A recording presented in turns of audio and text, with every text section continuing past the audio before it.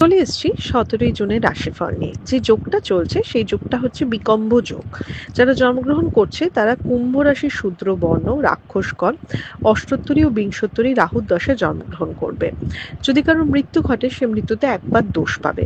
যে সময়টা কাজকর্মের জন্য ভালো সেটা একদম সকালবেলা 7:42-এর মধ্যে একটা যোগ রয়েছে, আবার বেলা 9:29 থেকে 12টা 9-এর মধ্যে একটা যোগ রয়েছে, আবার 3:42 থেকে 4:34-এর মধ্যে যোগ রয়েছে, আবার সন্ধে 7টা 5 থেকে 12টা 3-এর মধ্যে একটা যোগ রয়েছে।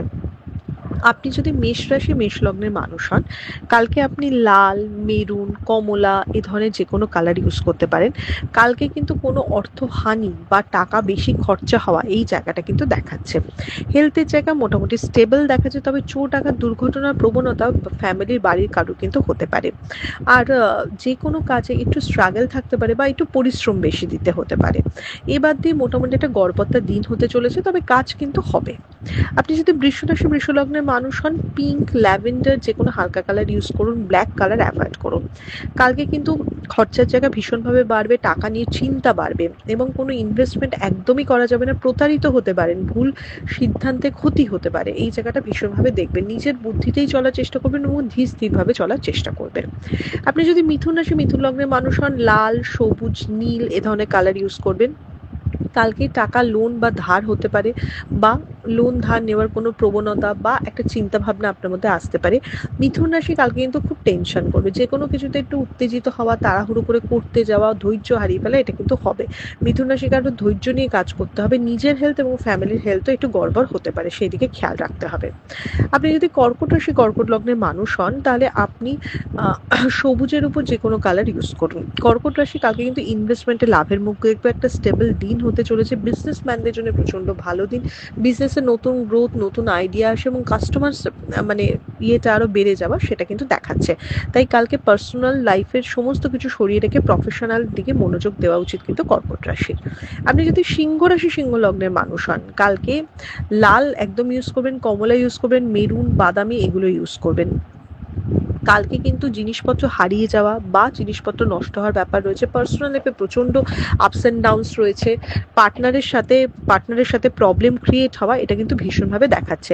প্রফেশনাল লাইফ গড়পত্তা হতে চলেছে, বিজনেসের জায়গায় একদম মিডিয়াম। আপনি যদি কন্যা রাশি কন্যা লগ্নের মানুষ হন, লাইট কালারের যে কোনো কিছু ইউজ করবেন, বেশি ডার্ক কালার একটু অ্যাভয়েড করবেন। কালকে কোনো ভালো ট্রান্সফার বা মানে অনেক দিনের কোনো স্থান পরিবর্তন বা কোনো জায়গা চেঞ্জ পার্সোনাল লাইফে, সেটাও কিন্তু হতে পারে।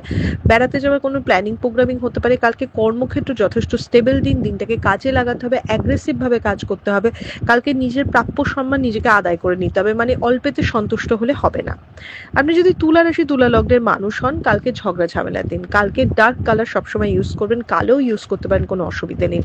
কালকে মানে কখনো পাড়া প্রতিবেশীর সাথে হতে পারে, কখনো অফিসের কলিগদের সাথে হতে পারে। কালকে যতই আপনি মাথা ঠান্ডা রাখার চেষ্টা করুন, আপনাকে পোক করার লোক কিন্তু আশেপাশে ঘুরে বেড়াবে, তাই সেই দিকটা একটু খেয়াল রাখবেন। কালকে বিজনেসে নতুন কোনো ইনভেস্টমেন্ট কিন্তু একদম উচিত নয়।